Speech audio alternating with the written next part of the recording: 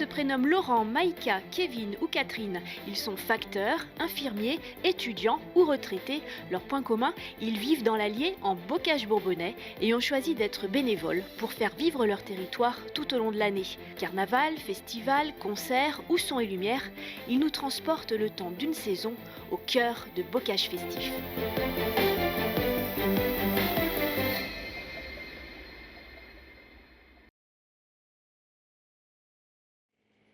En Bocage festif, nous ne sommes jamais au bout de nos surprises. Alors que le festival Gobas vient tout juste de s'achever, à 30 km de là, d'étranges créatures prennent vie.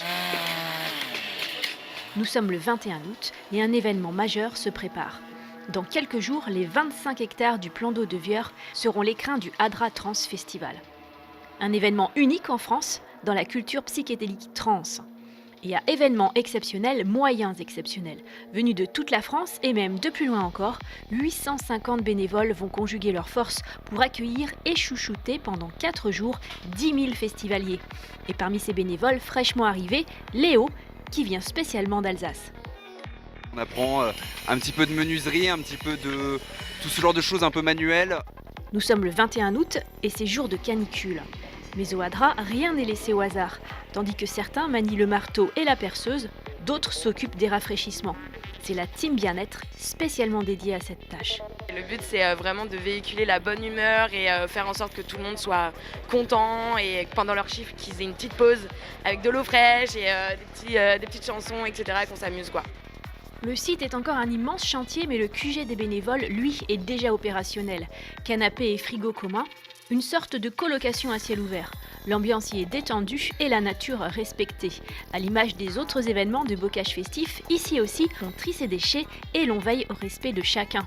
Marie est déjà venue comme festivalière et a choisi cette année de passer du côté des bénévoles. J'ai fait plusieurs éditions en tant que festivalière et ça m'avait vraiment beaucoup plu, l'ambiance ici, l'énergie que ça dégage, vraiment cette convivialité, ce côté ancien psychédélique aussi où il y a vraiment un partage et une vraie communauté. Ça fait quand même quelques jours qu'on accueille nos bénévoles, parce que cette année on accueille 850 bénévoles et là c'est le lieu où on met les bracelets, où on donne les t-shirts, on fait signer les conventions de bénévolat, on leur donne les dernières petites informations en termes de briefing, là où est-ce qu'ils doivent aller, les heures, s'ils ont bien leurs heures, s'ils ont besoin, qu'ils n'hésitent pas, puisqu'on est ouvert 24 heures sur 24. Ça aide au niveau des relations sociales. Pour des événements comme ça va être un peu plus facile pour moi d'arriver à discuter avec les gens. Plus que quelques heures pour profiter de la quiétude du plan d'eau avant l'arrivée des festivaliers. À condition bien sûr que la commission de sécurité donne son aval pour l'ouverture du festival. Un moment d'angoisse pour les organisateurs qui travaillent sur l'événement depuis près d'1 an. Tout s'est bien passé, on a réussi à l'ouvrir, tout a été respecté à la lettre. Donc tout va bien. On a eu cette belle autorisation, ce qui fait que la plus grosse journée de stress a pu se finir. Nous sommes le 23 août, il est 18h, l'heure de la photo de famille qui réunit une bonne partie des 850 bénévoles du Hadra Trans Festival. Mais tout le monde n'est pas encore là, l'arrivée des bénévoles va se faire tout au long de la nuit. Le lendemain, 10h, les festivaliers commencent d'affluer. Dans 1 heure, le site sera ouvert au public. Les champs alentours sont méconnaissables, recouverts sur des hectares de camping-cars, tentes et caravanes. Pourtant, rien n'est laissé au hasard. Lavabos, toilettes sèches et points d'eau ont été savamment répartis pour répondre aux besoins des 10 000 festivaliers présents sur 3 jours. Et pour maintenir la propreté des lieux, l'éco-team, vêtue de t-shirts verts, veille au respect du site en distribuant conseils, sacs et cendriers de poche, et toujours dans la bonne humeur.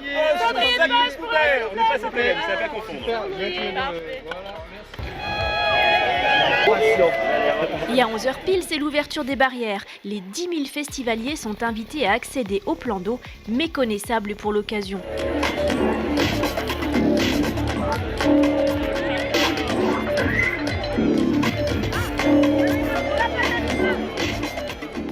Piste de danse ou zone de relaxation, chacun peut y trouver son compte. Et parmi les bénévoles arrivés la veille, il y a Marius. Le jeune homme en est à son 5e festival. Il n'en a pas manqué un seul depuis ses 18 ans. J'aime bien y retourner chaque année. Forcément, il y a peut-être un côté un peu économique, forcément, puisqu'on ne paye pas la place. Mais ça permet aussi de rencontrer pas mal de corps de métier, de faire beaucoup de connaissances. Les bénévoles sont super bien traités. Il y a une team qui s'appelle la team bébé, qui est bien-être bénévole.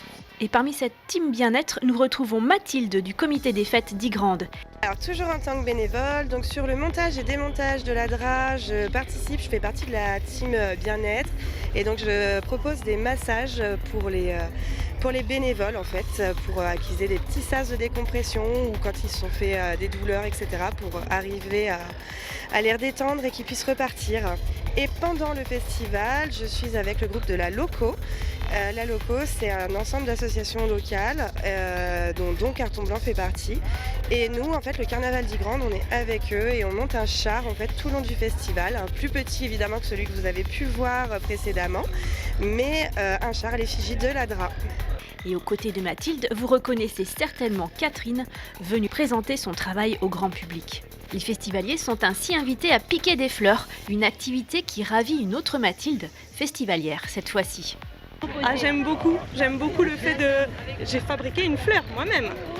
Ils fabriquent ça en papier, c'est des milliers de fleurs, et c'est un travail incroyable et beau. Là, il y a beaucoup d'ateliers dans le créatif, l'associatif, tout est dans le partage, j'aime beaucoup. L'occasion d'une petite interview avec Mathieu en immersion de Logos FM. C'est l'emblème, Lucie, du festival. Exactement, c'est la main de Hadra. Et d'ailleurs, il faut même savoir que les sourds et malentendants aujourd'hui ont le signe pour parler de Hadra avec la main et l'œil comme ça. Super, les connexions se font. Merci, je viendrai vous voir tout à l'heure. Merci beaucoup. Et des connexions en bocage festif, il y en a beaucoup, à commencer par l'épicerie La Loco, épicentre des rencontres matinales et qui fait le lien entre producteurs locaux et festivaliers de toute provenance. Le public est vraiment très content d'avoir ce type de produit-là, notamment les croissants, les pâtisseries et les pains au chocolat d'Emma de Vieur, ça a fait le bonheur de tout le monde. Effectivement, Emma, pâtissière à Vieur, a choisi de mettre entre parenthèses son activité classique pour se consacrer uniquement au Hadra pendant une semaine. Ces produits ne restent jamais très longtemps sur les étals. Il faut commencer à 9h du soir jusqu'à ce matin 9h, ça fait 12 heures de production en fait en direct pour qu'ils aient les viennoiseries fraîches directement. Et cette épicerie, pour Sam, c'est aussi une histoire de famille. Bon, je fais ça avec mon petit frère et sa copine, la Simone, qui ont géré toute la partie épicerie comme des chefs, avec un vrai truc professionnel. Donc ça m'a beaucoup aidé, c'était une très bonne base pour moi. À la Loco, on peut également payer en sous d'ici une monnaie locale qui soutient les circuits courts et les commerçants de proximité. À l'autre bout du site, toute autre ambiance.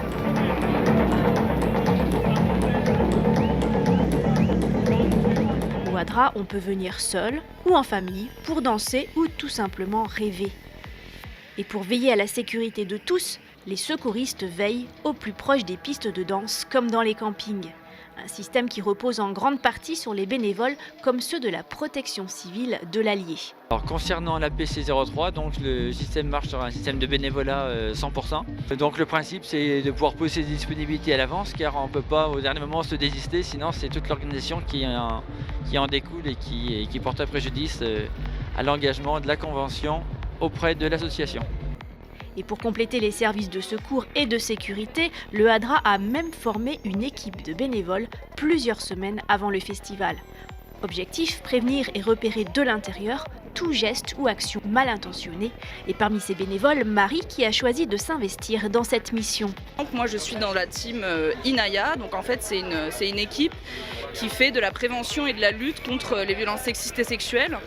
Donc en fait on reçoit une formation de 2 jours pour pouvoir en fait mettre en place des dispositifs pour justement sécuriser le festival au maximum, faire de la prévention, diffuser de la bienveillance.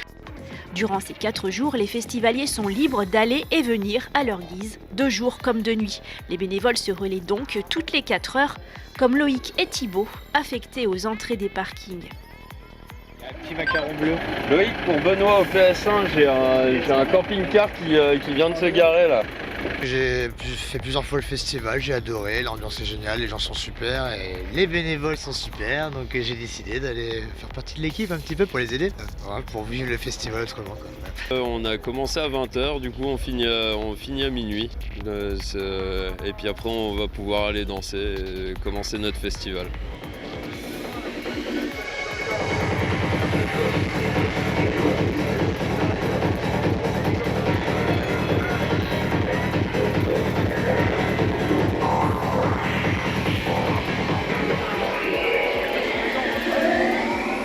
parmi le public, ce soir, Madame le Préfet est venue en toute discrétion se mêler à la foule. Le Hadra Trans Festival est en effet un des événements phares de l'été dans l'Allier. La soirée s'achève en douceur pour les bénévoles et festivaliers. Demain sera la journée de clôture du festival. Et si la nuit a été longue pour certains, d'autres sont prêts à profiter au maximum de cette dernière journée.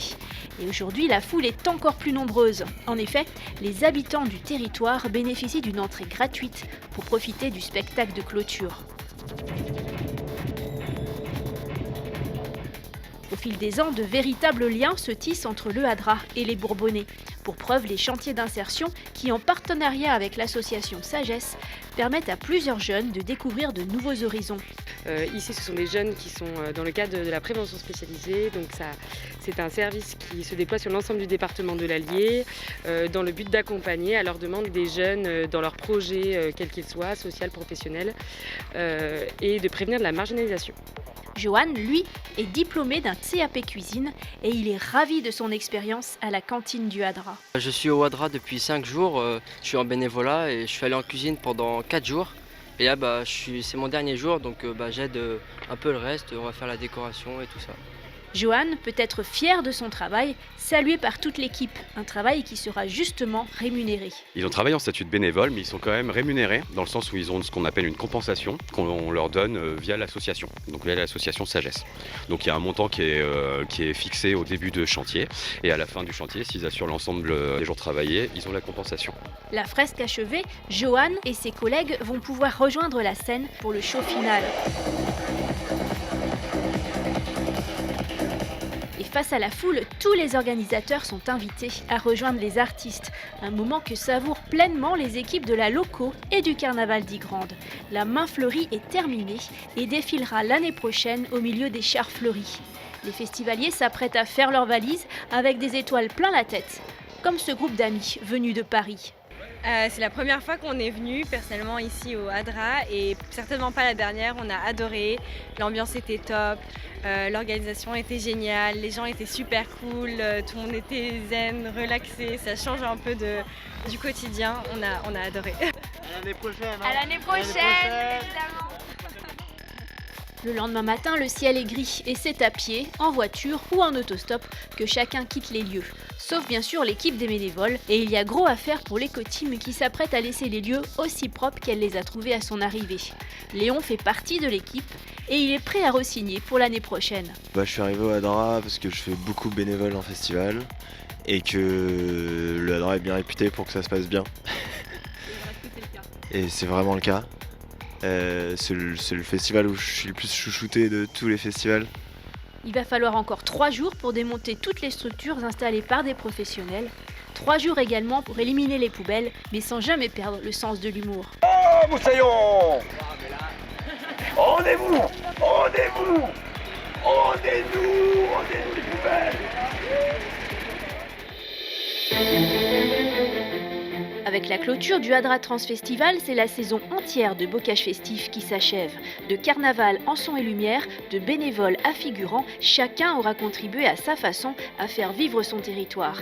Restent les rencontres, les visages croisés, les émotions partagées et surtout les projets à venir. Car dans les yeux des bénévoles brille déjà la prochaine édition de bocage festif.